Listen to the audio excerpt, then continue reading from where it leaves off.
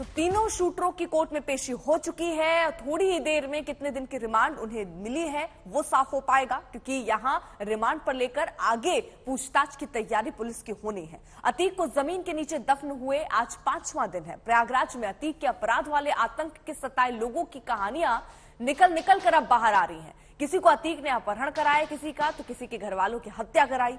अतीक ने किसी के बेटे को धमकाया तो किसी को पिटाया, किसी की जान तक ले ली।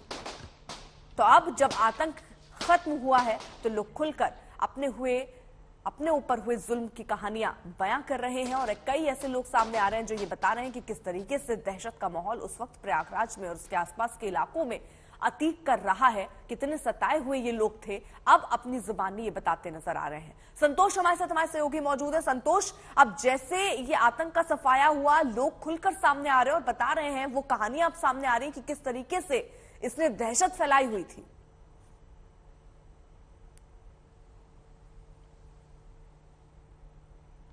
सामने आ रहे हैं लखनऊ से लेकर प्रयागराज तक तमाम लोग सामने आ रहे हैं जो अतीक अहमद के सताए थे। कैसे अतीक अहमद अपने लाव लश्कर के साथ जमीनों पे कब्जा करता था, धमकाता था, कैसे मैनिपुलेट करने के लिए गवाहों को धमकाता था, कैसे अपनी मनमर्जी चलाने के लिए लोगों को के साथ मारपीट की जाती थी। ये तमाम कहानियां प्रयागराज से लेकर लखनऊ तक लोग बयां कर रहे हैं। तो कहा जा सकता है कि अतीक अहमद के जाने के बाद भी उनके जो सताए हुए लोग हैं उनकी कहानियां सामने आ रही हैं। चाहे वो लखनऊ का सुशील गुरनानी हो, जो व्यापारी जिसकी जमीन पर कब्जा करने के लिए अतीक अहमद अपने लाव लश्कर के साथ पहुंच गया और उसके बाद उसने सीधे से धमकाया कि कल तक ये जमीन तुम्हारी थी, आज से हमारी है। तो ये तमाम लोग हैं जिनकी कहानियों के साथ ये बताया जा रहा है। ये अब अतीक अहमद के मरने के बाद ये लोग खुल करके बता रहे हैं, क्योंकि अभी तक इनको डर था कि अतीक अहमद के सामने अगर मुंह खोलेंगे तो अंजाम बुरा होगा। लेकिन अब जब अतीक अहमद नहीं है तो बता रहे हैं कि कैसे अतीक अहमद ने उनको सता रखा था, कैसे उनकी जमीनों पर कब्जे हो रहे थे, कैसे उनके परिवार के लोग उनकी नाफरमानी करने पर गायब हो रहे थे। तो ये तमाम कहानियां अब सामने आ रही हैं।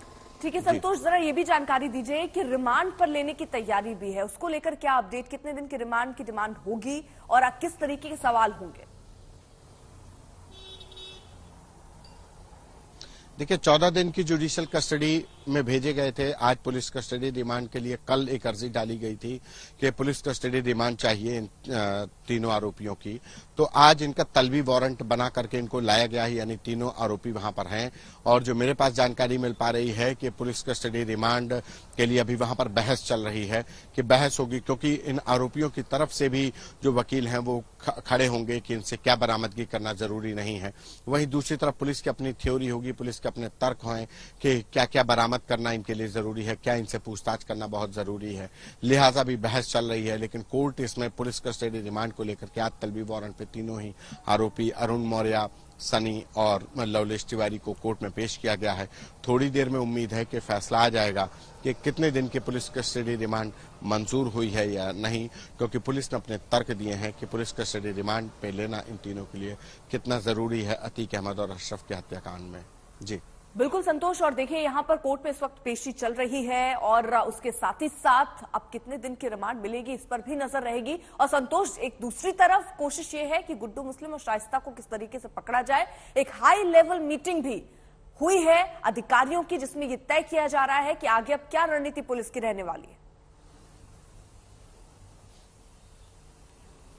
देखिए, पुलिस की मीटिंग लगातार चल रही है। 24 फरवरी के बाद से जब से उमेश पाल हत्याकांड हुआ है, इसकी मॉनिटरिंग मुख्यमंत्री योगी आदित्यनाथ से लेकर के डीजीपी डीएस चौहान रहे हों या मौजूदा वक्त में डीजीपी आर के विश्वकर्मा हों, ADG law and order Prashant Kumar हों या खुद एडीजी एसटीएफ अमिताभ यश। एडीजी अमिताभ यश का तो यह है कि दिन में 2 से 3 बार वो अपनी टीम के साथ बैठक कर रहे हैं। वीडियो कॉल के जरिए वो जानकारी ले रहे हैं कि कौन कहां पर है, किस तरीके से वेयर अबाउट्स हैं। उनके जो फील्ड में जो एसटीएफ की यूनिट्स है, उसके अलावा जो यूनिट्स हैं जो सर्विलांस पे नजर रखी जा रहे हैं, कुछ नंबर संदिग्ध मिल रहे हैं, तो उनकी लोकेशन, उनके कॉल डिटेल खंगाली जा रही है। तो ये मीटिंगों का दौर जारी